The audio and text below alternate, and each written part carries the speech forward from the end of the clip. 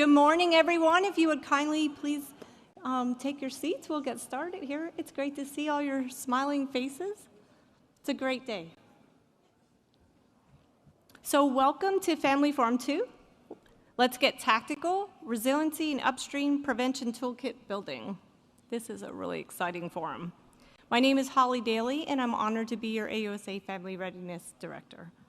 So if you were able to join us yesterday for Family Forum 1, we learned about the Army's prevention efforts and the importance of resilience and prevention of harmful behaviors. This morning, you will hear from experts that will provide programs and resources to assist with upstream protective factors, reducing risk factors, and reducing overall stress to thrive in Army life. That sounds great to me, right? So to be part of the conversation today, for those of you who are in your room, we have some question cards for you. Please write the questions down, and we have staff who will come get them from you and bring them up to the moderator. And for those of you who are online, thank you for joining us. We're so excited because I know that some of the AUSA chapters and the installations are having watch parties. So hi to all of you out there online. Ask your questions on the feed. So we'd like to hear from you. At this time, it is my honor, I would like to introduce our Army Senior Spouse leaders. We're so grateful for your leadership. Mrs. Patty George and Mrs. Kimberly Weimer. Sorry, Kimberly, I was trying to get that out there, so welcome both of you.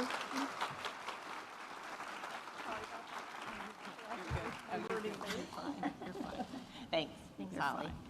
Thanks so much to AUSA and to Holly for inviting us to be part of this forum. Yes, it's an honor for us to be here and join you all this morning, and we are excited about this next panel. They are going to be highlighting some of amazing wellness opportunities and resources that the Army has to empower us, to inspire us, and to educate soldiers and families. Henry Kissinger said, when there's peace under the heavens, big problems become little problems, and little problems don't need to worry us. When there is turmoil, little problems become big problems, and big problems overwhelm us. So as you learn about the resources today, know that the intent is for every Army family to go out and to use them. They are supposed to help reduce turmoil so that those little problems don't suddenly feel like big, overwhelming problems that you're having a hard time handling. So first, in our panel, we're going to have Casey, who's going to share the great news about the wellness centers and master resiliency training. I know Randy and I have both used the wellness centers. We did not love the bod pod, but in 3 minutes, we know where we needed to improve. So, and so there it was on that one. And then next, we're going to have Erica. She is going to share some opportunities about non-medical counseling through our Military OneSource site. And I know personally for me over the last 20 years of multiple double-digit deployments, trying to raise 2 girls often as a single parent, balancing work, there have been times where I encountered the need for non-medical counseling, and I have had personal growth through that and have become more resilient for it. And also it modeled for my 2 daughters that it is okay to ask for help. So we're excited to hear about those opportunities. And then Sergeant Major Perry is going to be up next to speak to us for those of us that don't live near or on an installation across the nation and elsewhere. He's going to share opportunities of how we can access resources for those and where we can find those resources and how to empower ourselves with those. And then our last person on the panel is going to be Robin. Robin is going to talk about Financial Frontline and great opportunity to learn about budgeting and saving. I know I used it at JBLM when we moved there. They have free certified financial planners, and what a great opportunity to learn from somebody who really knows what they're doing. I know I learned a lot about how much I wasn't saving. So. And then so to kick this panel off and give us a hands-on opportunity to learn about the Comprehensive Soldier and Family Fitness Program, we have Ms. Evie King, who is the Armed Forces Insurance Spouse of the Year for 2023, and she has taken the Master Resiliency courses and become a Master Resiliency Trainer. She is an advocate for military spouses, active, Guard, reserves, and veterans to help connect friendship, accountability, and inspiration. Let's welcome Evie to the stage.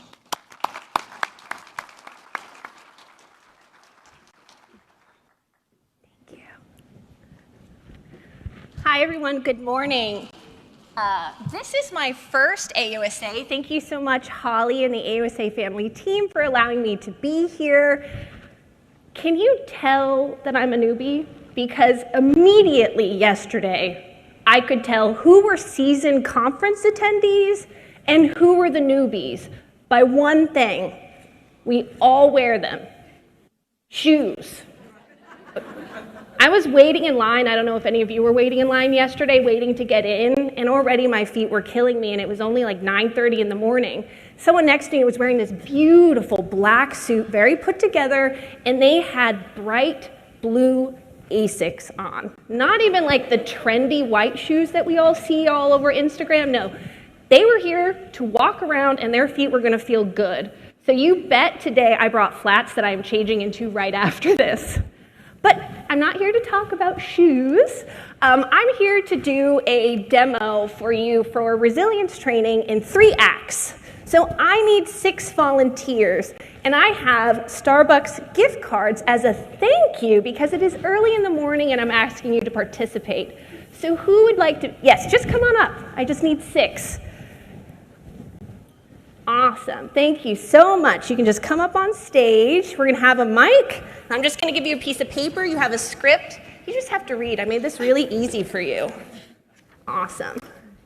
If you all wanna stand next to each other in front, we have Act 1, Act 2, great. Act 2, all right, who are my Act 3? I need Act 3. Okay, wonderful, thank you so very much. Act 3. All right, no pressure, but you all are pretending to be myself and my husband. He's a fantastic human being, so please present us well this morning. All right, so we're going to be talking about my favorite tool, and I thought it would be interesting to do something like this because often if you ask a big group to just yell out stuff, it tends to be quite silent. So let me set the stage for you. Act 1. It is August 2012. It is my spouse's 3rd deployment in under 5 years, and it is my first as an active duty military spouse. We did 2 before that. I had also just taken the Master Resilience training out at Fort Campbell. I'm one of the originals. We were the pilot program out at Fort Campbell. It was 30 spouses and 30 service members. And since we're all here today talking about it, I'm guessing we did really well. So thank you. All right, Act 1. It should be just on, I think. Hi. Oh, no? Hi. Okay. Hi, how was your day? Awful. Everything that could go wrong did go wrong. Yes. My husband at the time was in full negativity bias mode. And if you know my husband, he is actually an extremely upbeat person, so I knew something was wrong. Every single conversation we were having was ending with this feeling of helplessness, and I was weighed down. It got to the point where I basically, when he would call and I would look at the caller ID, which was basically just a bunch of numbers, we all know that when that happened, I didn't even want to pick up the phone. And we weren't even married a year at that point. We were supposed to be in our honeymoon phase. And I didn't even want to talk with my spouse because I knew that hearing him and hearing how his day went was just going to bring me down, and there was nothing I can do about it. So, having just completed Master Resiliency training, I decided to try something differently. Act 2.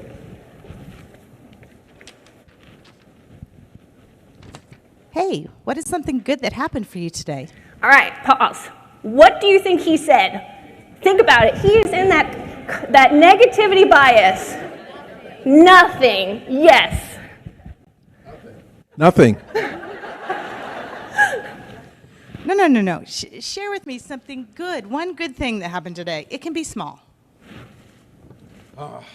Okay, we had Taco Tuesday today. All right. Well, tomorrow I'm going to ask you that question again, and I want you to come up with a better answer and actually tell me why you chose that answer.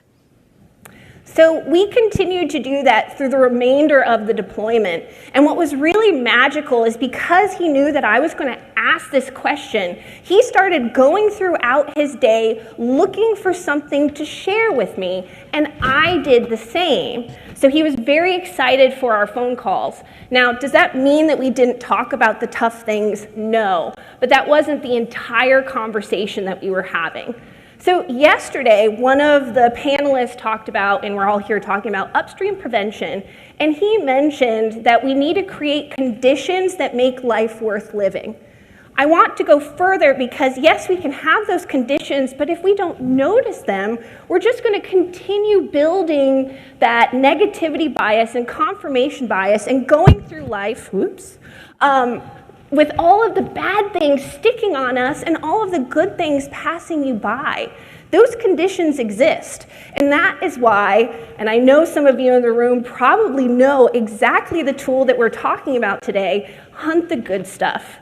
Which, yes, I know some of you have very strong feelings about it, but it is actually my favorite tool. And it is my favorite tool because it is one of the easiest to learn, and it is one of the easiest to share. And it can strengthen your relationships, which we'll get into Act 3 and you'll see how that works out. Hunt the Good Stuff builds optimism and gratitude, which are the engine of resilience, right? It is like your daily gym workout, right? You're going to the resilience gym. Are you going to pick up the 200-pound weight? No. You're going to leave feeling really discouraged. You're going to start a little bit light, maybe.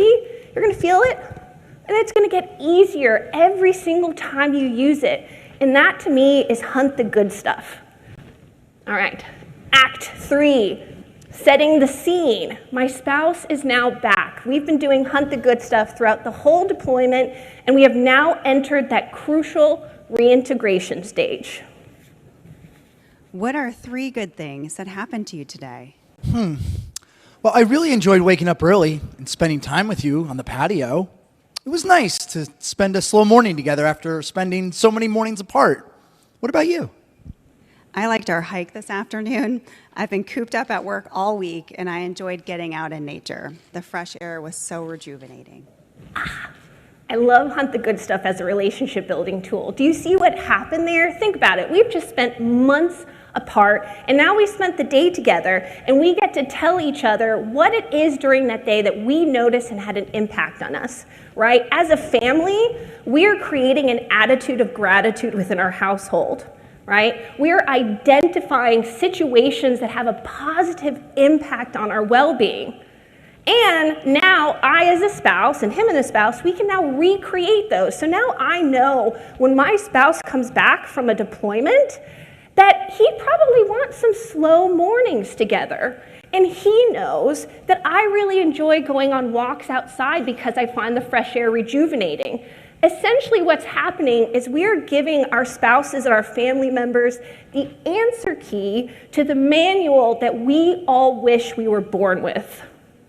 So yesterday, one of the panelists also mentioned that it can be really difficult with all of the small things kind of piling up, right? I think he described it as death by 1,000 cuts. Hunt the Good Stuff is stopping and smelling the roses, and then Hunt the Good Stuff in a relationship building sense when you share it with each other. It is reaffirming, and it's also allowing you to be Resilience Gym accountability buddies. And so what we're doing is we're actually creating a life by 1,000 roses. So thank you so very much. Can we give a round of applause to these actors? Yes. If I could, I would give you all Tonys. I will not be getting one for my very good, very short screenplay. But thank you so very much for having me today. I hope for those of you who understand Hunt the Good Stuff or have used it before, go home today and have that conversation with your family. Your teenager, I guarantee you, is going to say nothing, but don't let it stop there. And especially once they know that that's going to be a question that you continue to ask, they're going to go throughout their day trying to take notice of good things so that they also have something to share with you. So again, thank you so very much. I hope you enjoyed this morning's demo. And I am very pleased to introduce Ms. Halverson, who is going to be the moderator for today's panel, and all of the panelists. Thank you.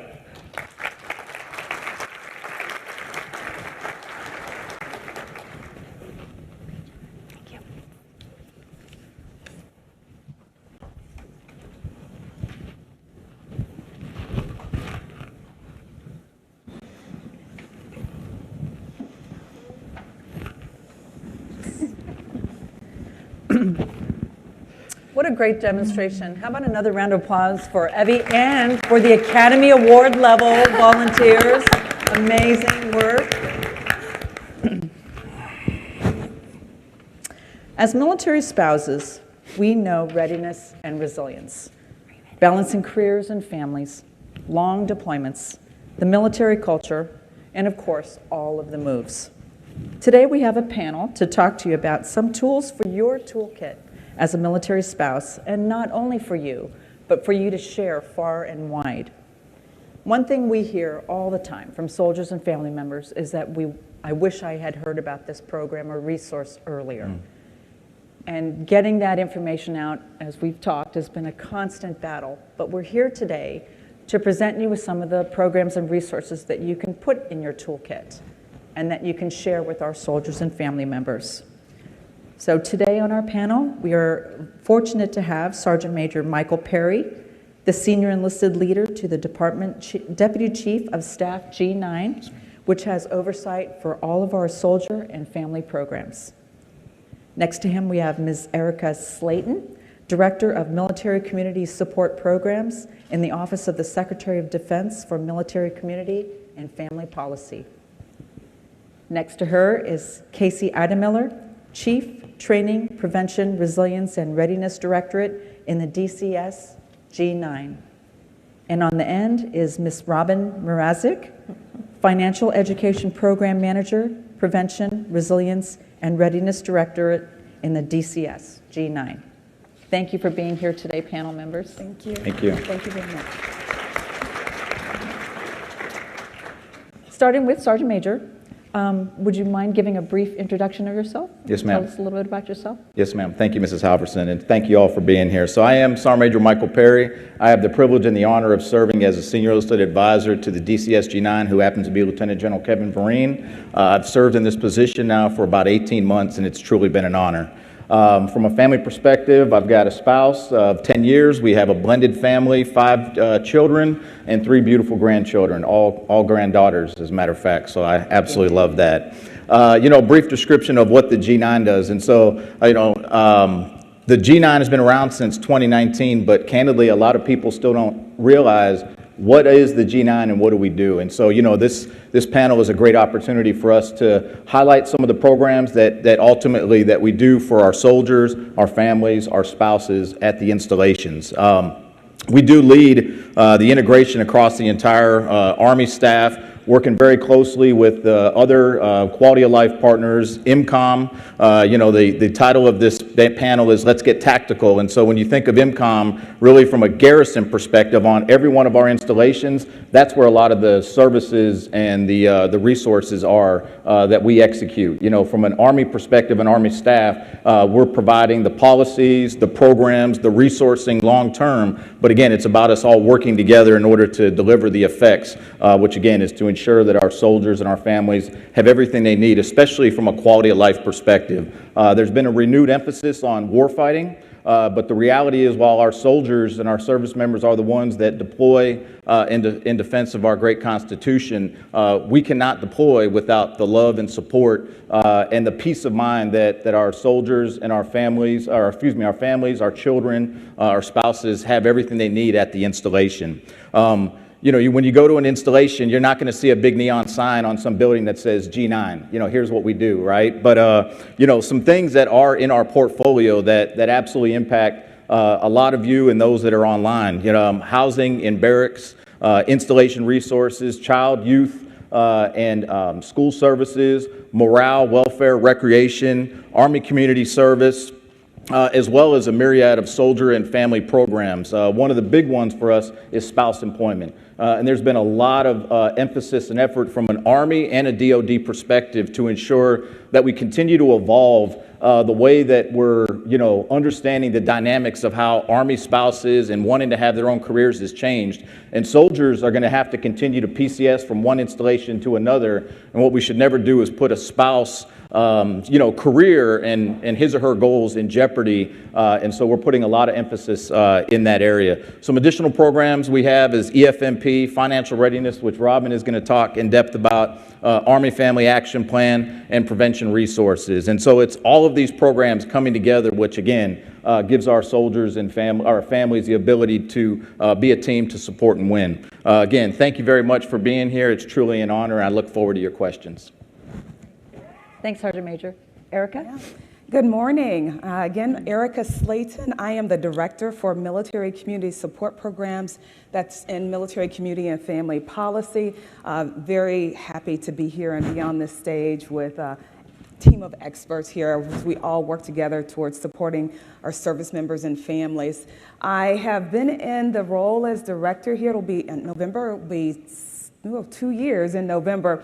I've been with Military Community and Family Policy for 10 years, and so it's been a really an honor to be a part of our portfolio programs, from literally child care programs to MWR programs to casualty and mortuary affairs. But military community support programs, which I lead and oversee, is really focused on 3 centralized programs. The first is Military One Source, and we'll talk about that here very shortly here, I guess, over the course of the conversation. The second is the Military and Family Life Counseling Program, or MFLAC program. I've heard it MIFLIC too. It just depends on if you're from the north or the south, I guess. And then the last one is the Spouse Education and Career Opportunities Program, or SECO program.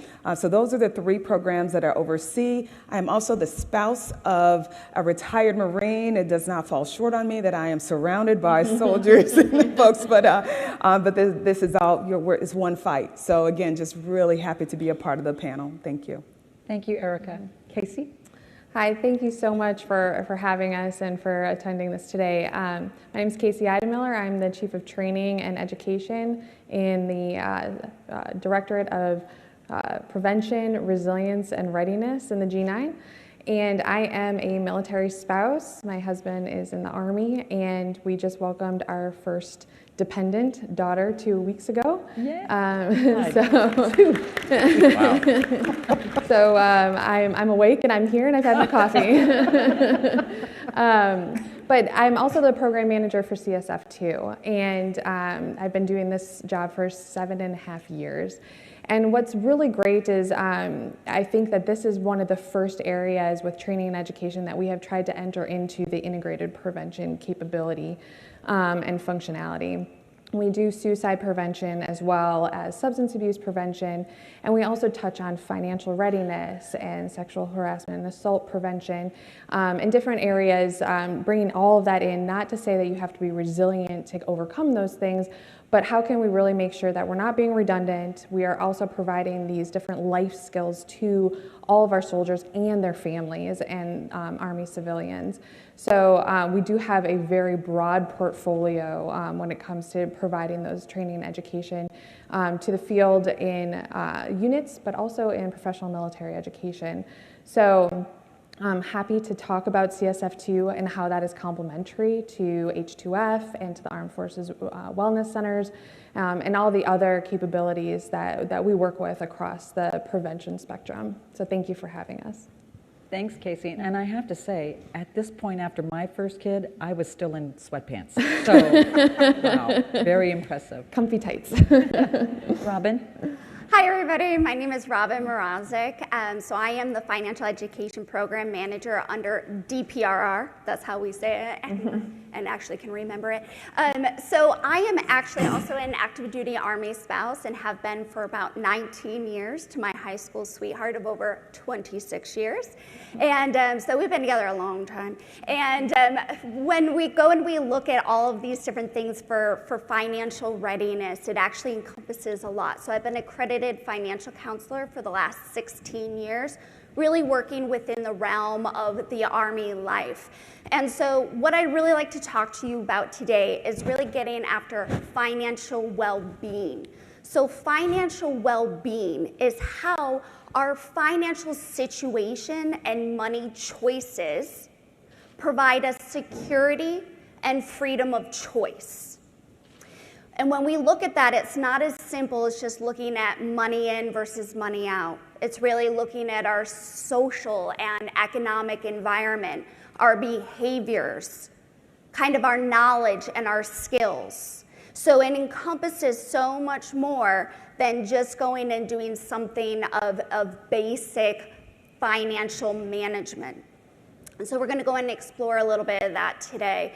And so I really go and encompass everything that these folks go in to do, because we're really trying to look at this from a holistic approach and breaking down the barriers, reaching across directorates, reaching across programs, to be able to go and to see that linkage of financial readiness and the stressors that are involved with it, and try to go and to increase resiliency within the force in an area that's really hard to talk about. So thank you for having me.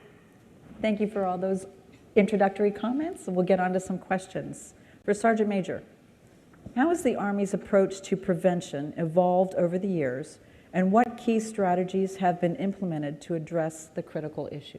Yes, ma'am. Thank you. So bottom line up front, it really comes down to getting the structure aligned appropriately. And, the Secretary of the Army last year made a decision to bring in the Army Resiliency Directorate, which has been around for about 10 years and has done phenomenal work, in support of the G1, and to bring it up underneath the G9. And this was critical because, what we're trying to do is to get upstream with a lot of our programs and the prevention of harmful behaviors. Well, if you've got the resources in one space and we're very good at response, and that was kind of what the G9 and those programs that you would see at Army Community Service or at your installations, it was something happened and then we would be able to respond. And so now by aligning ARD underneath the G9, we can really look at it much more holistically and ensure that we're getting upstream and implement some programs, use some data, some analytics in order to ensure that we're getting well left of any of those harmful behaviors, and make sure that we've got programs, resources, and policies that are better aligned, because now we've got them both together. Can I follow that up with another question? Yes, ma'am. What mechanisms are in place for soldiers to confidentially seek help or report concerns related to their own mental health or the mental health of their peers?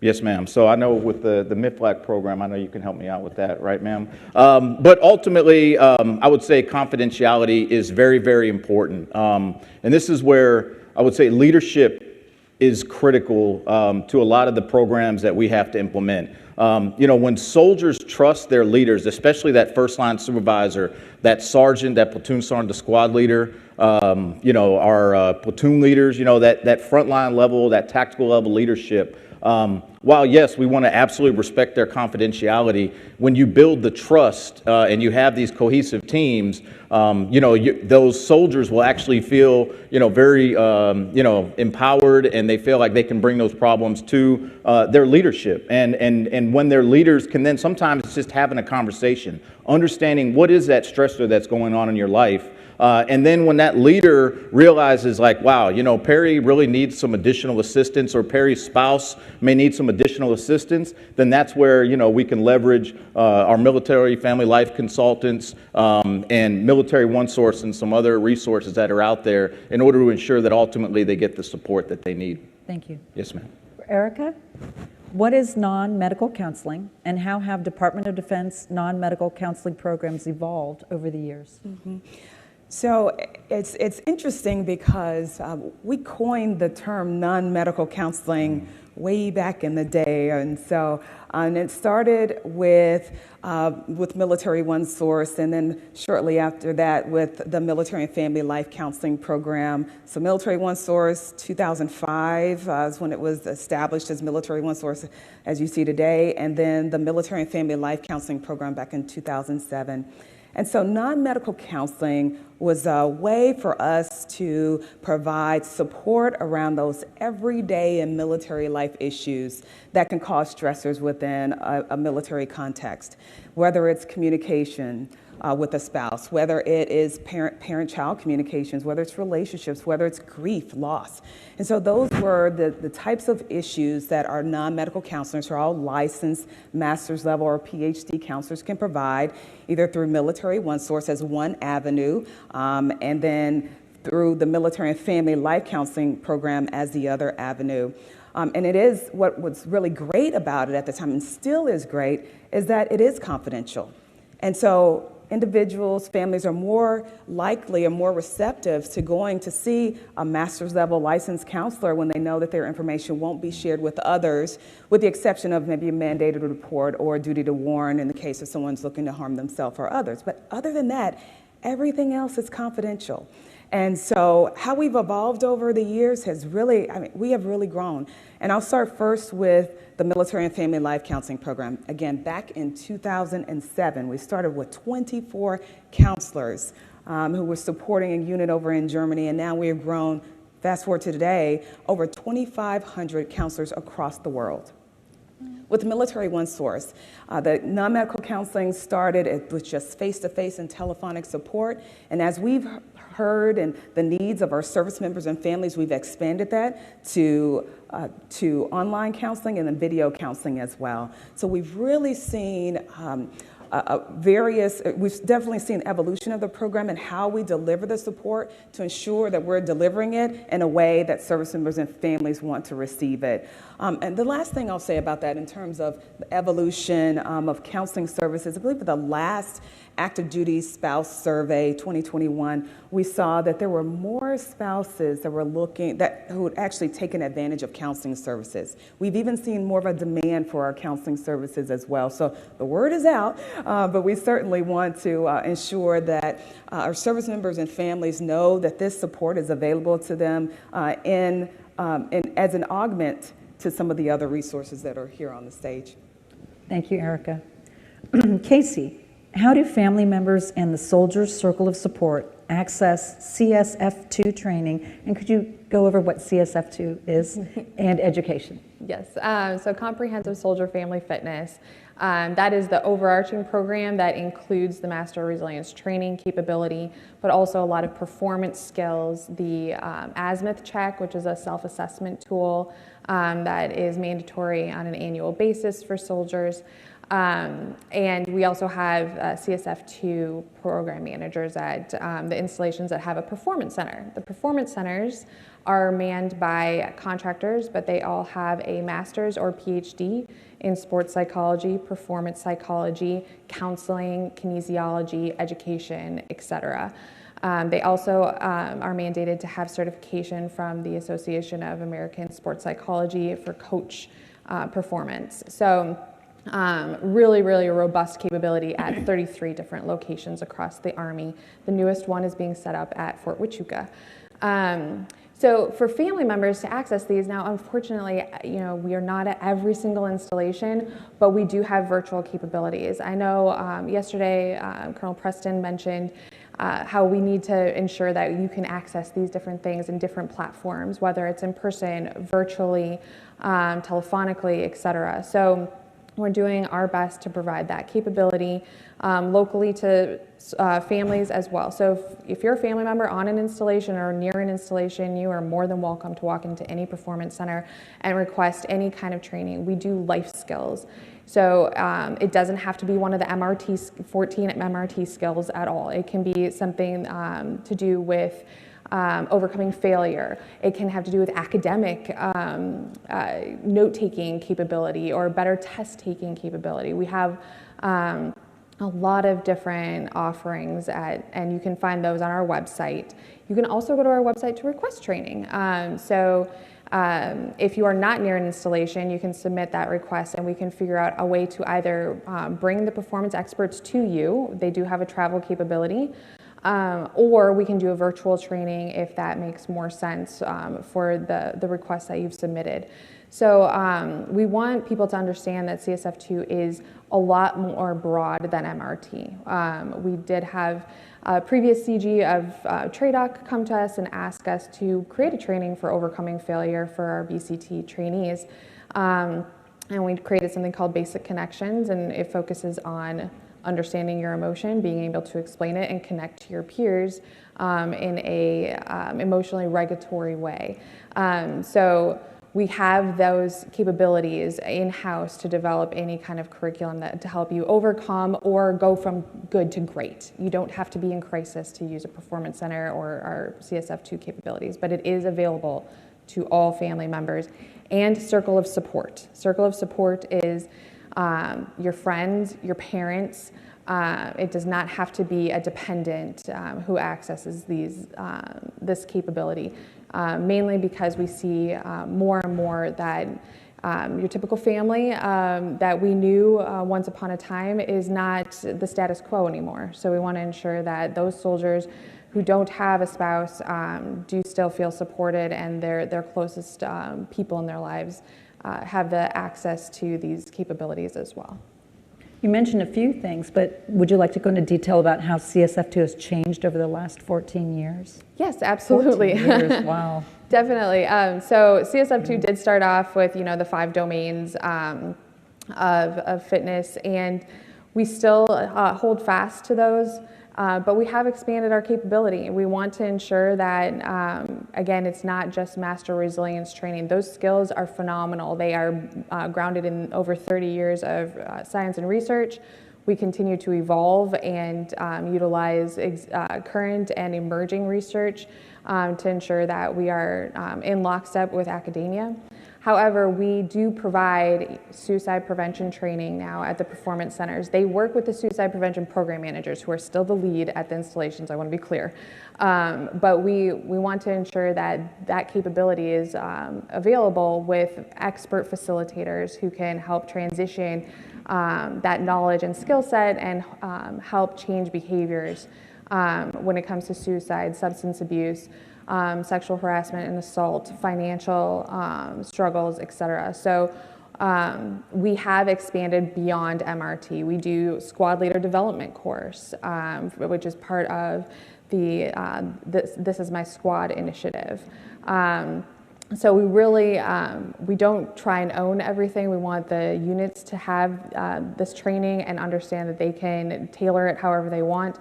But that goes for family members, FRGs, SFRGs, et cetera. So the way that this has grown over time is our implementation science as well. That's the piece we really have struggled with. We know this works. We know if you do it, it can change the trajectory of a lot of lives. But how do you find time? How do you make sure that this is baked into the pancake, so to speak? And that's where we're really working on the coach education piece. We are partnering with academia to ensure that our curriculum as we move forward is coachable, not just train the trainer. So you're not just doing a block of instruction with a PowerPoint and everybody falls asleep and they're annoyed by it. We really want to make sure that you can do this in the moment and that soldiers understand how to implement this in their lives. And same thing with families. And then providing the same language to families as we do to soldiers so that they are speaking the same language when it comes to these skills and can understand each other when we're working through some of these issues. So we're continuing to evolve, and we're always taking any kind of constructive feedback that we possibly can to be better and do more for soldiers and families. Thank you. Robin, in your opening, you mentioned how the Army is taking a holistic approach to soldiers and family economic well-being. Can you expand on that a little more? Yeah, sure. So thank you for that. So economic security, I think we can all attest right now. When we go and we look at our cost of living expenses, they probably have increased a lot, right? I know I'm actually stationed out at Joint Base Lewis McChord, and our gas prices are still about $5 a gallon. And our everyday expenses with housing, with access to childcare, right, with services, all those things have increased. And so when we look at economic security, we have to look at it more holistically. Remember how I talked about financial well-being? Well, when we look at financial well-being, it's not just on how much money is coming in versus how much is going out. It's really going and looking at, like I said, those social and economic environments, going and looking at your attitudes, your beliefs. And a lot of those things are really your unconscious beliefs that you had growing up around finances. If you are someone who is a money avoider, or someone who looks at money as a status symbol, or going, I don't know, maybe like me and are super money vigilant. Not just because I'm a financial counselor, right? But also because I grew up in a household where I needed to be, or I would have swayed to something like money avoider, right? Those unconscious beliefs are what going to stay with us as we're adults, and they impact our behaviors. But also it's looking at access to opportunities. So when we look at the whole quality of life, we're looking at housing, we're looking at childcare, we're looking at spouse employment. Over the course of 19 years, I've had to start and stop my career more times than I can count. I'm a remote worker, which, yay, we're putting our money where our mouth is, right? We're making as yesterday, I think it was Colonel Preston said, we got to have our voice match our actions, right? So I'm going and being able to be there as a remote worker and being able to see also, because my husband's in battalion command, so I'm also a senior advisor, which when did that happen? I don't know when that happened. But looking at all of that, we have to look at it holistically because everything plays into it. It's not as simple as money in versus money out. Yes, there's going to be times when there is more bills than there is money coming in. But maybe is it because we had a no pay due? Maybe it's because we didn't have affordable housing. Maybe it's because our spouse lost their job because they're in the middle of a PCS. So we have to look at everything holistically, and we need to look at those inherent unconscious beliefs that we have because they're going to organically go into influence our behaviors. So when I say looking at it holistically, it's really diving deep down in, and I believe it's, isn't it under the ice, the iceberg? That's what Master Resiliency is, right? And it's really trying to dive a lot deeper, peel back the onion, right, to be able to see what is really going on in the root. If I went and said, hey, I want somebody to stand up and tell me about, their financial stressors, did that just make your heart kind of palpitate, right? Because it's something that we don't do. We don't talk about finances. We're more apt to go into talk about what shoes we're going to go into wear, right? What we're going to do for dinner or something like that, but we're not going to talk about our finances. What I'm trying to do is to be able to really open that up, and like what Sergeant Major Perry talked about is develop with our leaders of going and being able to ask those intrusive questions, and not just as simple as, do you have enough money to pay for something, but do you have affordable childcare? Do you have affordable housing? Are you struggling? If you are, let me get you to those resources. And maybe those resources aren't going to be as simple as walking to a financial counselor. Maybe it's going and breaking it down and saying, hey, if I'm developing stressors that are manifesting into physical or psychological with anxiety, with insomnia, right? With fighting within relationships, or maybe they're leading to something a little bit more harmful, right? Like financial abuse or possibly suicide. Maybe it's going and also educating those mental health professionals to be able to identify what those triggers are and help to get them to those right resources. So looking at it holistically, it's not as simple as go see a financial counselor. It's going and being able to see everything that's going on and peeling back that onion. Yeah, if I could just add to that, Robin, I think one of the things that I absolutely love about Military OneSource is that it is holistic. I mean, there are a plethora of resources that we provide through this 24/7 call center and website, and we've got state consultants that are around the country as well. One of our most popular services is what's called meal tax, which is our tax services. Everybody's got to do taxes. And so it is a really great opportunity for us to get in the door and for that tax counselor or that financial counselor to talk with that service member and family member and then identify not only what's said, but what's not said. And so being able to direct service members and families, maybe it's the health and wellness coach, maybe it is the financial counselor, maybe it's someone on the installation, maybe I just moved and I need to talk with someone about relocation. I mean, those are all the, I guess, the secret sauce. This is what I absolutely love about the programs, is that you can start thinking you need one thing, but you come out with 2, 3, 4, but you're able to access it when you need to from across the world. Great, thank you. Sergeant Major. Yes, ma'am.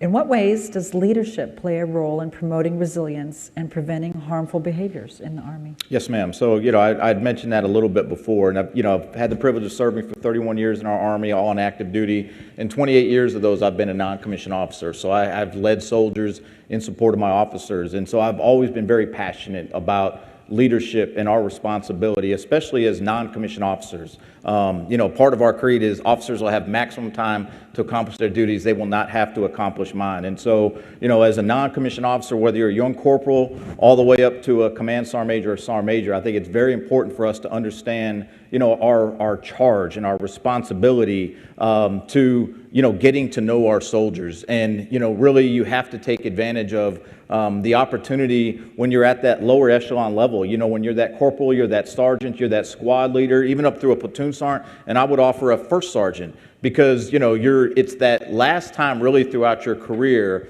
as a leader, especially as an NCO, that you're going to have that ability to intimately understand and know, your soldiers, their families, their spouses, where are they from, what do they like to do, and so again, building that foundation of trust at echelon across our non-commissioned officer corps, again, in support of a leadership team at some point, is absolutely critical. And then getting those senior spouses as well. They are leaders within our formations, and sometimes they inherit that responsibility. But I find if we, again, educate our young spouses as well, as they continue to support their soldier, then as their soldier gets into positions of increased responsibility, typically they'll embrace that role. And even when they have a career of their own, they'll find the time in order to be able to, support those critical things. And I think it's absolutely imperative. And so again, leadership is important, and leadership also has the responsibility. Ma'am, you mentioned all those phenomenal programs that we have that are available, within the CSF2. And I think we've just got to continue to leverage as many resources as possible, as many digital platforms as possible, and opportunities to be able to highlight all of those programs that we have. And time is something that we always never have enough of. But as leaders, if you understand the programs that are out there that can help build resiliency, again, we've invested a lot of resources and money into those things. And it's just about, again, leaders at echelon understanding all those programs that are available. And just like we would, before we go out to shoot our rifle on a range and to get qualified, you have to, do a PMI, you have to be able to go through and understand how to operate that weapon. And I think it's the same thing. We have to train our young soldiers and our spouses and our family members to be resilient, and there's a ton of resources out there, and so we just have to expose them to that, again, upstream. And so those are just a few things that hopefully are helpful from a leadership perspective. I like that you brought up that spouses are leaders too, and I don't think we often think of ourselves as leaders. In fact, I think of ourselves as inadvertent leaders. We love this soldier and we're with this soldier, but by proximity, we become leaders as well. Yes, ma'am. Yes. Thank you very much. Thank you. Erica, what are some of the top issues you hear from military families, and how are you addressing those? Yeah, so and I'll talk from the standpoint of like what we're seeing among all of our programs. So first, one of the top reasons why service members and families reach out to Military One Source or to the Military and Family Life Counseling Program to speak with the counselors for relationship issues. That's the number one reason. And so we have, through both of those programs, really have implemented a lot of great resources to support those relationships. One is through the Military and Family Life Counseling Program. We've implemented a brief relationship checkup, just like you check in, make sure your car has, tires filled up with air and, all the things are working on the car. How's your relationship doing? So it's an opportunity for an online assessment, a brief online assessment to be conducted with the couple, and then also that assessment being provided to the counselor, and then that counselor, through the Military and Family Life Counseling Program, able to work on a particular issue, like if it is communication. And so we have seen through just that one intervention, just phenomenal results, couples more connected. And we will continue to expand that program because we hear from couples specifically that they really appreciate having someone to talk with and to drill down to those solution-focused activities to support the relationship. The other thing we've done through Military One Source is we've offered a online solution because many folks say, yeah, I want help, but I want to do something on my own. And so we've offered a resource called Our Relationship. It's an online program where you can connect with a coach, again, centered around an issue that you would like to focus on as a couple, whether it's again, communication, trust, infidelity. And so that coach, you would meet with that coach or not, if you want to do it on your own for a series over several weeks. And what we found is through the evidence shows us that couples who stay within the program are able to improve the quality of their relationship. And so again, just really great resources that we offer to support relationships. Now, speaking again as a spouse who's also been unemployed after a PCS, we also hear that spouse employment is very important. It continues to be something that, as a department, that we deal with. There's a 21% unemployment rate, and there's a lot of reasons for that. PCS, child care, we have a very transient military community, and so through the Spouse Education and Career Opportunities Program, or SECO, and that is an augment to the employee readiness programs that are on the installation, we offer master's level coaches that can support military spouses around resume writing, mock interviews. They can connect them to some tools that we have online, like the Myers-Briggs career assessments. Also connecting them to other resources like Udemy for upskilling and reskilling. That is an education platform where spouses can go on and take marketing courses or other courses to help to improve their marketability. The other thing we offer through the Spouse Education and Career Opportunities Program is access to the Military Spouse Employment Partnership, or MSEP. And currently we're up to over 700 employers who've signed a statement of support to say, hey, I know you're a military spouse, I'm looking for a military spouse. I know for me, it was challenging to say to an employer, yeah, I'm a military spouse, because, that I was thinking that maybe they wouldn't offer the job just because of that. But now, no, not with MSEP. These employers are looking to hire military spouses. And so since the inception of MSEP, these employers have hired over 270,000 military spouses. So a really great program for spouses. And the last one I'll talk about with SECO, while I've got the mic, is the Military Spouse Career Accelerator Pilot, or MSCAP, because everything has to have an acronym, of course. This was a 12-week paid fellowship. It is a 3-year pilot that we soft launched in December. It has been amazingly popular. Since we launched the program, we've had over 230 spouses that have been placed into fellowships with corporate partners.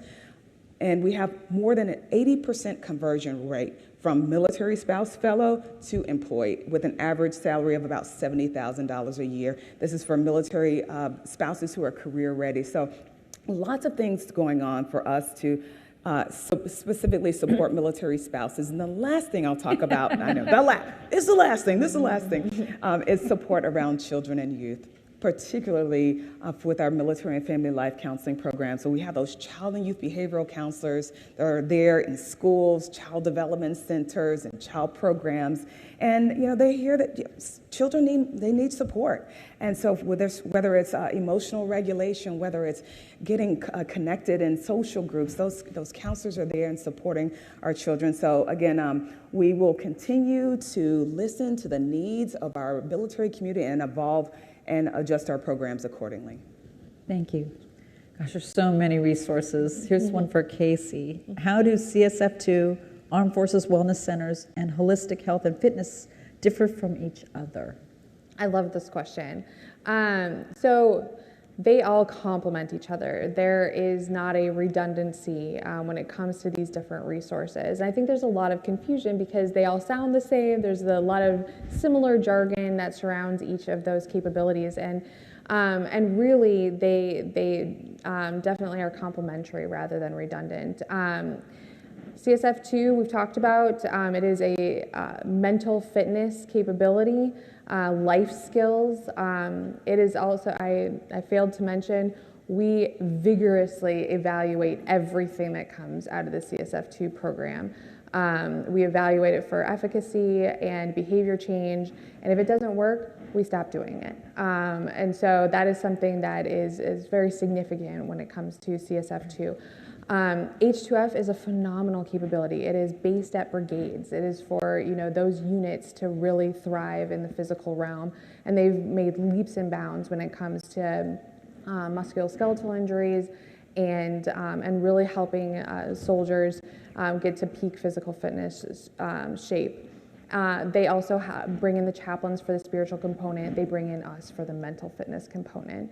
And then the Armed Forces Wellness Centers are phenomenal. We work with them to provide training and education. They have nutrition specialists, sleep specialists.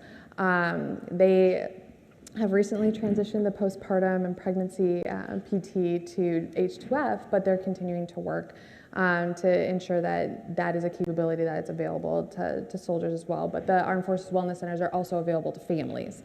So I think between the three of those capabilities, continuing to work together, there is no redundancy, there is capability there. There is mental fitness, there's physical fitness, there's spiritual fitness with the chaplains, and then sleep, activity, nutrition as well. So I know for CSF2, we often bring the performance experts to a wellness center or to under the H2F umbrella.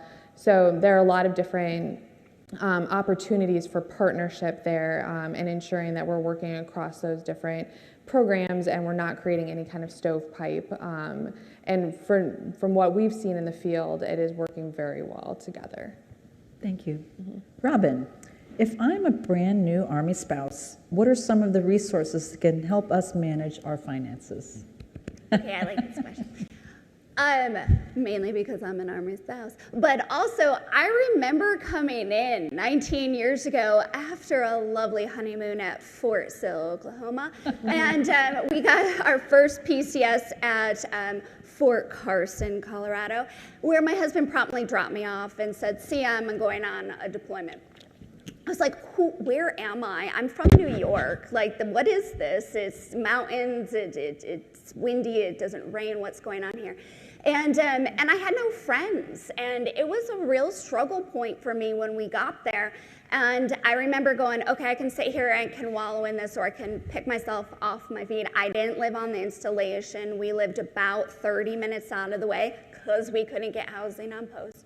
And so I remember walking into the Army Community Service Center, not for financial assistance, because I wanted a job. And I heard that's where you go. You go to Army Community Service, and those people will go in to help you with the job. But then once I got there, I realized I was like, I am 22 years old. I have no idea about anything with how to go in to pay bills, how to do my expenses. And I luckily had someone that worked at ERP who literally sat me down and said, hey, this is a little bit more than just spouse employment, because we need to look to be able to see what you want your salary range, what you're trying to look at. So let's peel back the onion and be able to figure out what you really need in order to be able to go and kind of take care of everything. And that's where I got exposed to the financial readiness program. So I may have walked in for one thing, but because they went and sat and they asked me those questions, I was able to go and to get to a different direction. I still got a job, but I also was able to go and to get that budgeting assistance. I was able to go and to have them sit down and kind of show me all the resources. That was 19 years ago. Fast forward to where we are today is completely transformational. What I would say is when you come to a first installation, or maybe you're a seasoned person, right? Because life happens, milestones happen, and that's something that the panel talked about yesterday, is that there's all these different personal and professional points in a soldier's career, but also within a family's holistic life and journey, right?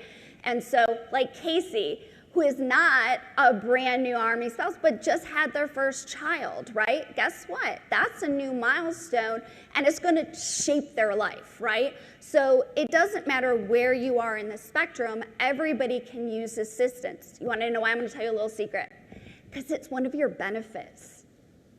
As a federal employee, and yes, if you're wearing uniform, and yes, if you have a dependent ID card, it's one of your benefits. It's to be able to go and to use one of our free, credentialed, non-biased financial counselors. We have them all over CONUS and OCONUS, and not just as government, but also through personal financial counselors through OSD. And there's over 300 CONUS and OCONUS as well. So that means you have a whole lot of resources to be able to assist you. But guess what? Not everybody wants to go in person. Not everybody wants to take that first step and walk physically in. We know that because approximately 70% of our uniformed service and their families don't walk into our centers. So let's not go and continue to do what definition of insanity, doing the same thing over and over again, expecting different results, right? So let's go and think bigger. So let's go and to look at how we can expand those resources through Military OneSource, who also have financial counselors and can do it virtually, telephonically. But also, maybe you just want to be able to go and have a resource to go to. So if anybody remembers last year, does anybody remember what our awesome website is? Financialfrontline.org. I'm only going to have you say it once this time. So financialfrontline.org. If you go on there, you're going to be able to see all of our great resources. But I'm not going to go and just tailor it for soldiers because, well, one, I'm a spouse, and I didn't know what the heck everything was talking about. So I also have it for family members. And we have a really great thing called Mil-Spouse Money Mission. And it's talking about your finances without all the jargon, right? So really kind of tailoring it to what you need to know. But we also have sections for our service providers and our leaders. And when I go and I look at for our spouses, yes, there's these resources that you can go to. But one thing I remember from that time, 19 years ago, to where I am today, is that our spouses don't know about these resources. Yes, they know about, there's all these programs that are there to help them. But why aren't they necessarily utilizing them to their fullest capacity, right? So that's where we need help to be able to figure out what's not working. Where do we push this out to be able to get you the information that you need, but in a way that it's going to go into resonate? Because I have lots of training opportunities, I've got lots of providers, I've got lots of resources, but what I don't have is the feedback of how it's resonating. And just one thing I want to just add on to that for spouses is, does anybody know what the number one stressor is in marriage? Money, right? Okay, so it is, let's be real, it's one of the main stressors. Part of it is because we don't always learn how to communicate, and we especially don't learn how to communicate about finances. And it goes back to what I was saying before about what we call money scripts. those unconscious beliefs that we had growing up, our values, what we go and have for goals. And I remember what my goals were, what my financial values were, so far different than my husband's, so far different. And it took several years to finally be able to meet in the middle. So what we're trying to do is to speed that up and try to work communication. And we have a really great class. It's actually a mandatory training. So if you go and you get married, it is a mandatory financial readiness training. But where we do is we talk about resiliency in it. And we talk about how to use your communication styles, develop your goals, and really provide all those resources. So we have 2 great resources that are called the My Rating as a Money Manager and Financial Values, that are worksheets that are on our website to help to get the conversation going. Because until that happens, you're never going to be on that level playing field. And if you're anything like in my family, you have a saver, sometimes an extreme saver, and then you have a spender who lives for the day, like my husband. You can create a lot of conflict, right? And then that's going to create that stress within that marriage. So it's not just going and looking at it financially, but it's also going and looking at communication and all the programs that we have listed. Again, looking at it holistically. Thank you. We have quite a few questions from our audience, and for those of you that are watching the live stream webcast, please submit your questions as well. We have staff that are monitoring those questions. Just indicate your location and which panel member you have the question for. First, we have one for Erica. Are there any plans to dedicate government service jobs to military spouses, not just military spouse preference, but a percentage of the large installation support positions that are vacant and or take a very long time to fill? Thank you for the question. The spouse hiring, spouse employment through the federal government is not within in my particular portfolio. That is a function that's under our civilian personnel policy, and as well as Office of Personnel Management. What I can say is that through the Military Spouse Employment Partnership, we have made a concerted effort through the MSEP jobs portal to have a feed of all of those federal jobs to go through that portal specifically for military spouses. So we wanted to make sure that we're increased the visibility of all of the federal opportunities that are available to military spouses, and then also working with our partners across the different services so that the spouses are also aware of those resources and job opportunities that are available, especially for military spouse employment. Here's one for anyone in the panel. What can we as industry partners do to help spread the word about non-medical counseling benefits to the entire Army family? I'll take that. Boy, as I've heard it shared many times, it's very challenging. It is very challenging. We have a population where every year 200,000 service members leave the military. We also have, those who are incoming. So we're always constantly educating about these programs. And I will say, I will go into rooms like this and I will talk about some of the resources that I've just talked about. And maybe 1/3 of the room, and I'm like, I've been out here beating the drum, and it is still very challenging. We've got to really be innovative and use every avenue possible to meet our service members and families where there are. I know with social media, clearly we're on every social media, major social media channel. Also, having that face-to-face support is so important. So as our counselors are talking with service members and families, they're connecting with Military One Source, they've got to be aware of all these other resources that are available as well. The other thing I will say with regard to raising awareness of these programs is that we need more individuals who've had a success story to raise their hand and say, this program really helped me. let me tell you about it and bring other people along. I think that oftentimes we don't hear, though, we hear more stories about individuals who maybe it was too late for them to connect with a resource, or now they're out of the military and they weren't aware that they could have used this resource. They came out of pocket and paid for a resource. But if we were to really highlight those stories of that spouse that got the job, of that individual or the couple who talked with a counselor and said, my goodness, I talked with that counselor and that counselor saved my marriage, or that counselor helped me have a stronger relationship with my child. Those are the types of stories I think that will help get the attention of our military community so that we can continue to raise awareness of these programs. But we've got to address it at all angles. Mm-hmm. And I'll just add to that, I think also using a little bit of mental agility when it comes to non-medical counseling, what that means. Mm-hmm. Obviously we have our MIFLEX, but you also have your performance experts. Now they're not necessarily counselors, but they have a skill set that can help you work through different issues. If you're having issues with your supervisor and you don't know how to communicate, they could help you with that. Financial counselors.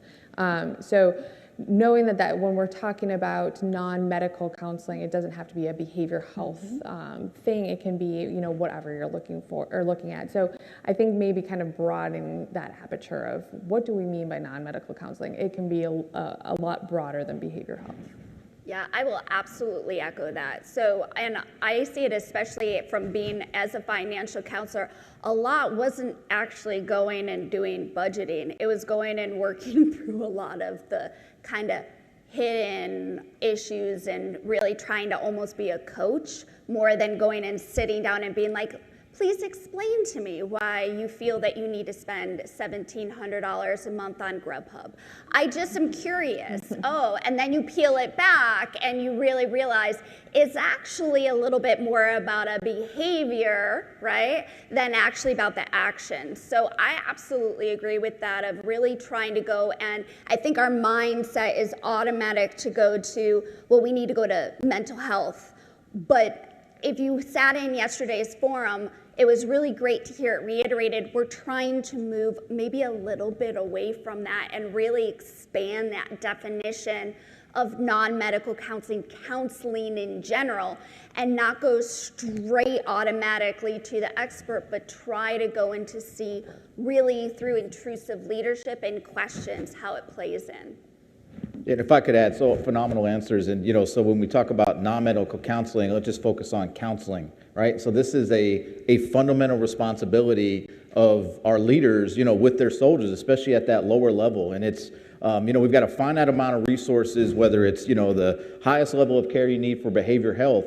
And as you try to leverage all the different resources and programs that are out there, we really have to get the soldiers or their families or their spouses to the appropriate level. And so sometimes, again, if you got that engaged leader, and I'll keep going back to this, at the most junior level, and he or she understands what's going on in that soldier's life, again, when you understand what's going on and you're like, hey, I'm having some financial problems. And if you're counseling your soldiers and you're sitting down with them in a formal basis once a month and you're picking up on some of those isms, Perry's behavior or something's going on, right? That's the importance of that engaged and caring and passionate and committed leadership, because you can avert a lot of the other things that happen. Again, this is really, it's prevention. And if it is truly something that where we've got to get you to a professional financial counselor or, to a higher level of non-medical counseling, then that leader can make that determination. But it's amazing what leaders are trained to do, whether they're officers or non-commissioned officers, through PME and just through experience of serving in the military.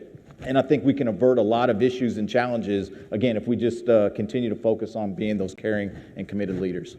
Thank you. Thank you. This is for you, Sergeant Major. What are the metrics of performance measures to determine how well upstream prevention is working?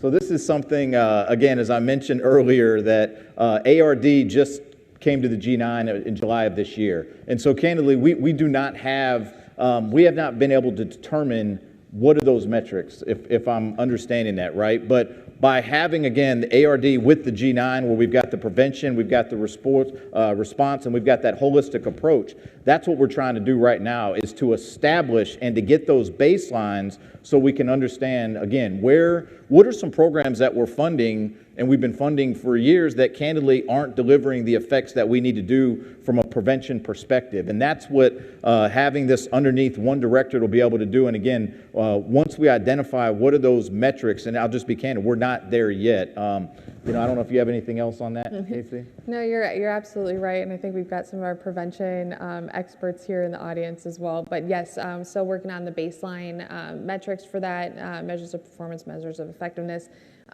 because obviously there are a lot of different programs that we need to establish that for, and then what's the overarching prevention, MOE and MOPs. So we do have a ways to go, but we're working hard on that, because that is definitely one of the first steps to ensuring that we have the proper prevention framework for the Army. And if I could offer, so those experts that are out there, please, this is candidly a new space, and it's important for us to be innovative in our approach moving forward. The Army isn't designed, and structured to be able to potentially solve this problem.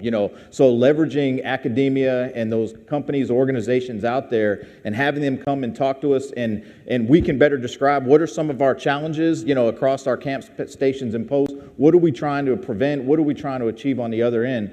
We welcome, your support, your expertise, and your advice, moving forward on how we can get better in this space. Thank you. Casey, this is for you, and you touched on this a little bit before. Spiritual readiness is an important part of life for most Army families. What type of collaboration with religious support services is occurring to assist and help military families?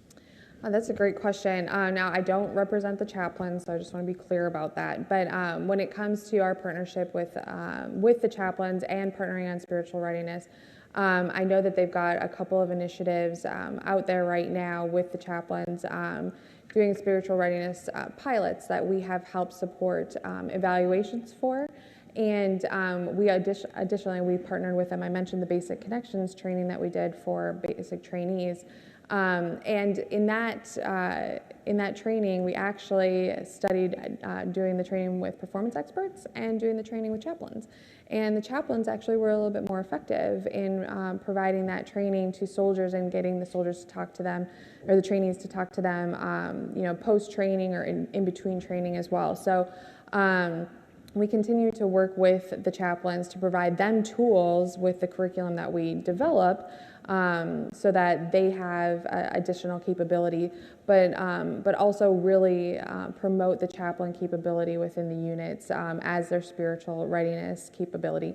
Because I think a lot of times there's been confusion about what the spiritual readiness domain means, and for CSF2, it's a very, very broad definition, and the chaplains really have we've obviously consulted them, and they agree that this isn't just a religious support capability. It is spiritual readiness, and the chaplains really are our right-hand person for that capability. I will say that they have, I don't want to speak too much about this, but they do have a scale that they've been working on for spiritual readiness with Dr. Lisa Miller out of Columbia. And so we are working with them on that project as well. So again, want to leave that to the chaplains, but we are partnering with them on any kind of spiritual readiness capability to ensure that that is getting out to the units as well. Thank you. Erica, at JBLM, we have MFLEX embedded in the schools. They seem to be stationary, not changing every 2 years, and they have been absolutely critical in the mental health of our children following COVID. How widespread is this program, MFLEX in schools, and is it funded to continue, especially as wait lists for mental health counseling are months long? Mm-hmm. All right, I'll make sure I get all those questions. So as far as military and family life counselors in school, and we call them specifically child and youth behavioral MFLEX, they are across the world. As I mentioned, we have over 2,500 MFLEX who are in assignments all across the world. I will say that particularly in schools, more than half of the MFLAC support children and youth, and supporting over 1,000 public schools as well. So absolutely, there's definitely a place for child and youth behavioral MFLACs. They're supporting children and youth. And the second question was with regard to the... Is it going to continue? Continuing up.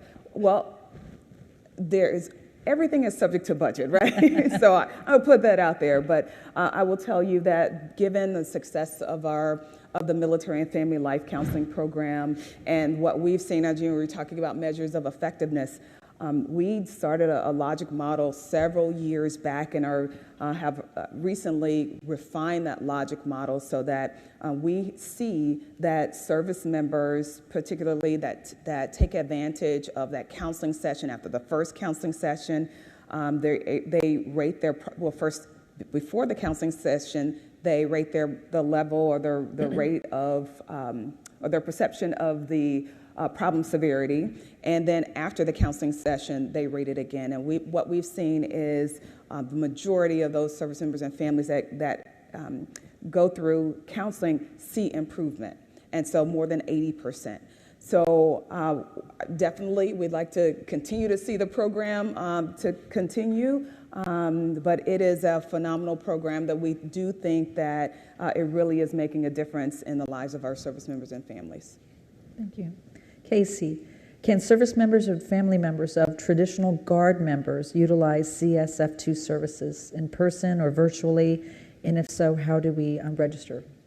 Absolutely. All three compos can use it. In fact, Wisconsin has, Fort McCoy has a dedicated National Guard Resilience Center, but Guardsmen and reservists can absolutely use any performance center, whether it's active duty, the Fort Jackson TRADOC Schoolhouse, or the Fort McCoy Center. So that, again, you just submit through the website. You can submit a training request, and the nearest center will likely support you, whether that's virtually or in person, depending on your location and your request. But yes, available to all three compos: service members, families, civilians.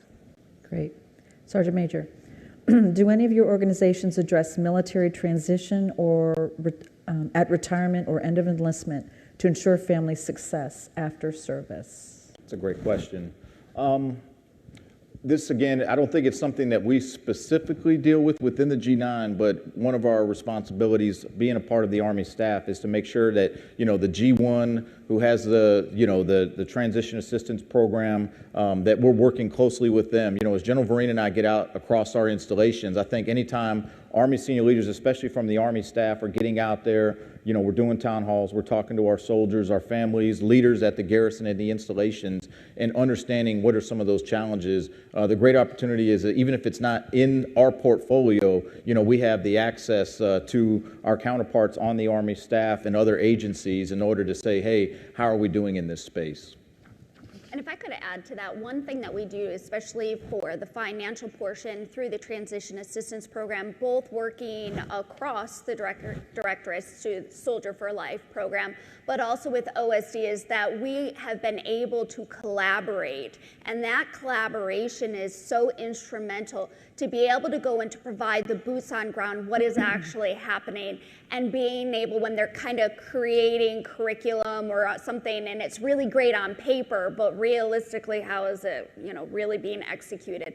So it's critical to be able to take those experiences and be able to share. So we've been able to do a lot of that collaboration, and at least I know for my program, we go and collaborate every single year on that curriculum specifically for the TAP program. Yeah, and one other thing on that too, it was a part of the Executive Order 13822, which allowed Military One Source to partner with the Transition Assistance Program. So for service members who opt in to receive follow-on transition support, Military One Source will reach out to 100% of those service members who are transitioning to just say, hey, did you know that these resources that are available to support you through your transition?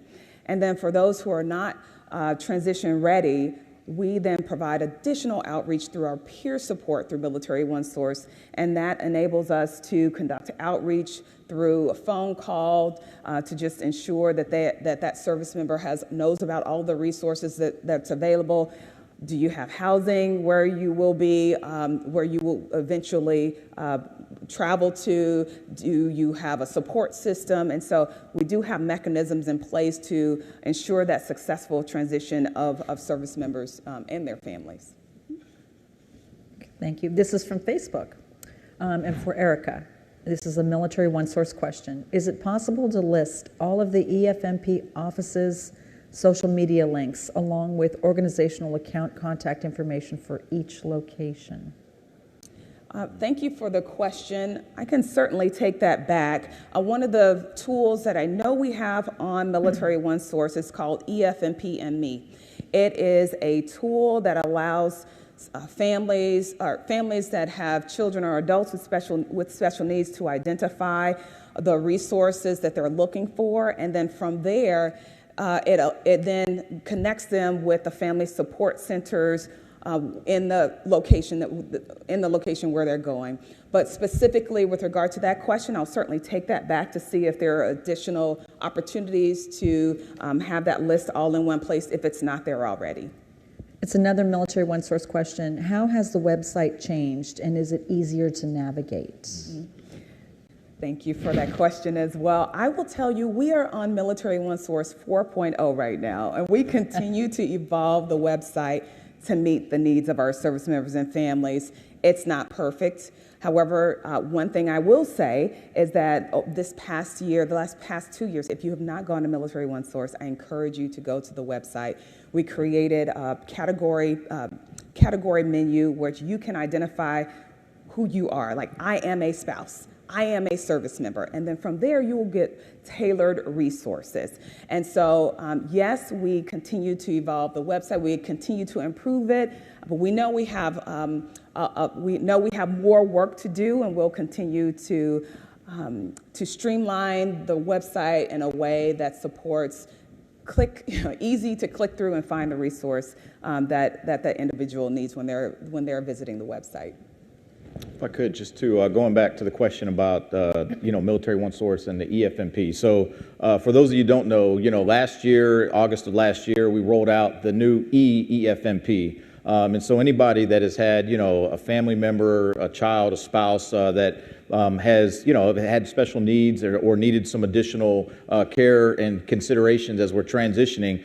Up until last year, it was candidly filling out some paperwork, taking in a hard copy, dropping it off at some office, not knowing where it was at. And so while we've still got some work to do, the one thing that we really appreciate about the new program, the EFMP, is its transparency. Now, that soldier, their spouse, they can see exactly where the packet is at in the process. And so if the point of contact is not something that we have, then that's something that, we'll also look to do within the G9 itself.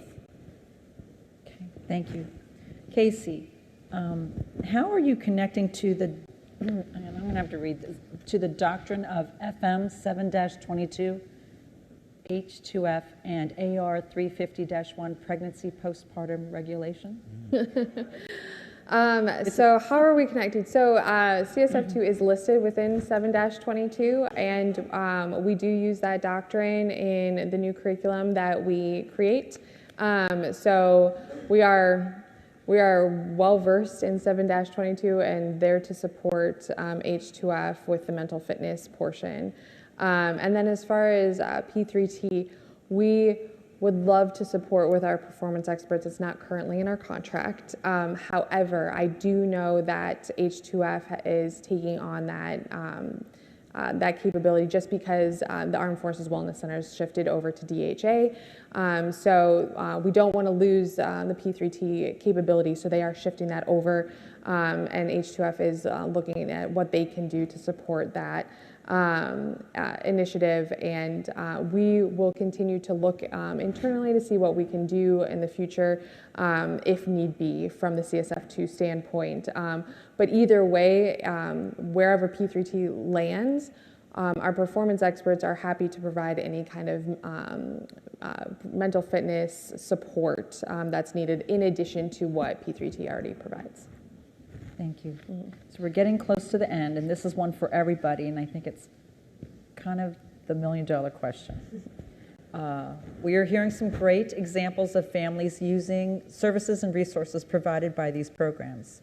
Do you ask, or do you have data that indicates how families are learning about these resources? For example, Robin mentioned walking into the ACS for a job and learning about financial resources. Other than someone just walking in the door, how do we reach families to let them know where to go when they've never heard of these acronyms? ACS, ERP, MWR, CSF2, etc. before? It's a great question. So I'll start. So it's amazing how technology has helped us connect and have access to information. Any question we have, we can type in Google and we'll have an answer like that, right? I think the challenge though that's inadvertently created is maybe leaders think that, hey, if you need the answer, it's just Google it, right? And so again, I think it goes back to ensuring that any digital platforms that we're using, whether it's Military OneSource, financialfrontline.org, and the myriad of other sources that are out there, there is an individual responsibility, right, from a spouse or from a soldier to do some navigation. Now, the problem is you can find information, but you won't have context, right? You may not understand, and that goes right back to where the leader comes in. And so I would offer that, there's some individual responsibility, and we've got to continue to do as much as we can to provide, instead of these unique niche websites where soldiers and their families and spouses can get information about one thing, that the more that we can leverage this one-stop shopping, go to one source that directs you to a myriad of other resources, then that'll be very effective. And so I think those are some things that we just have to continue to do. But again, that leader responsibility, and I would offer just from a senior mission command perspective, when you're bringing new family members and new soldiers onto an installation, we've got some phenomenal examples of reception and integration, right? Whether, you have a reception company or not, your ability to wrap your arms even well before they get onto the installation is invaluable. And so sponsorship is a critical component of that. So the more information that, again, leaders typically can provide incoming soldiers and their families is invaluable to helping to build trust. And then when they get there, having more formalized, whether it's a town hall with the senior mission commander or others, to be able to say, hey, here's some resources that we have. Having our senior spouses get up and say, hey, here's some things that you can do, and here's some programs that we have. And so those are just a few things that I would offer. Thanks, Dr. Major. Erica? Yeah, so I'll make it really quick because I think we're at time here. There was this information is a little dated, but we did a survey some time back which asked spouses how they like to receive information, how they get information. The first one was a service member. I have no idea why. My goodness, my Marine never shared anything with me. And then second was internet, and third was social media. And so I think that we've got to explore every avenue, as the Sergeant Major said, to ensure that we're reaching our intended audience. Yeah, I would say ditto to Sergeant Major and Erica. And then I would also say that I know from a CSF2 perspective, we really try to let the senior mission commander tailor it to their installation and utilize that capability however they see fit. But I would also say that our sponsorship program, ensuring that those personnel have those tools available to let the service member and the family know, hey, this is available to you. We know you just came here. You can access these different services at this installation this way. And then, again, echo the social media and everything. Our communications and outreach team is working like gangbusters to try and get as much information out, but we know that that's not the only way people absorb that information. So really getting it down to the installations and making sure that those people who are responsible for acclimating the service member and the family to the location also are able to provide those resources and that information handily. And I'll just say, everything that they said, but what always concerns me is how do I get to the spouses? Because they're the folks that are the ones that are staying back when their service member is going off. So it's really great to go and to hear it from absolutely the leadership perspective, but how does that young spouse who may not feel comfortable going to newcomers orientation, may not feel comfortable going or has no bloody clue what the heck that is. So it's how do we get to them? And if I knew that answer, I may not be here. Like, I probably wouldn't be here, right? But I struggle with that even as an SFRG advisor. I don't know. I don't know how to get that. And I'm just going to be transparent about it. But what I'm trying to do is to be able to figure that out. And so the best place to do that is this might sound as a shocker, but it's to ask them, where do you actually get this information? What's preventing you from walking in? And I think too often we look at it from this super, super high level and we forget that we can go in to have those conversations. We can go in to see them. So that's what I would just say. Thank you. Well, what a great discussion today. I have learned a lot, and I hope all of you have as well. I'd like to close this out by giving you each an opportunity to make some closing comments. Okay. Want to start, Sergeant Thank you, Major? ma'am. So, Mrs. George, Mrs. Weimer, just obviously thank you in advance for all your years of service and dedication to your spouses, and for the next 4 years that you're going to give our Army as senior spouses. At the ultimate, like capital S, right? And so thank you very much for being here. Mrs. Albertson, thank you for your dedication, your support, and for leading this panel. To, everybeverybody that's out there, that either dialed in, is viewing. I show my age there, I apologize. That is online or that happens to be here in person. We've had some great discussion, and we recognize that, the Army is huge, right? Especially when you add in the Guard, the Reserve, and our active component, and we are serving in very dynamic times.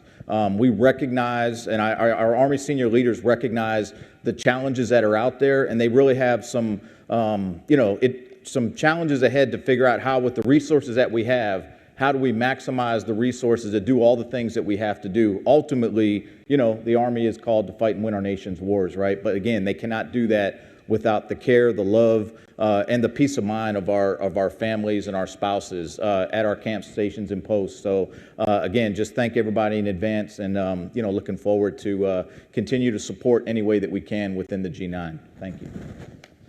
Erica? Really quick, help us carry the water. We've shared a lot of information here. Please help us talk about all of the programs and resources we talked about today. Also, real quick, I would just say that the entire point of this is upstream prevention, and a lot of what we've discussed is that prevention that you do. For anybody who went and ran the 10-miler, I don't know, maybe you went and ran it cold, but hopefully you prepared for it. I think the same thing goes for a lot of what we're talking about. Go see a financial counselor before it's an issue. Go, talk to them if you've got, a big life event coming up. Maybe just talk to them, how do I navigate this? How do I make sure that I, bring my best self to this next capability in my life? And same thing with the performance experts. Go and see them to go from good to great. You do not have to have a problem to build your resilience muscle. So I would say, just continue to keep that front of mind for your families, for your units, for any area in life.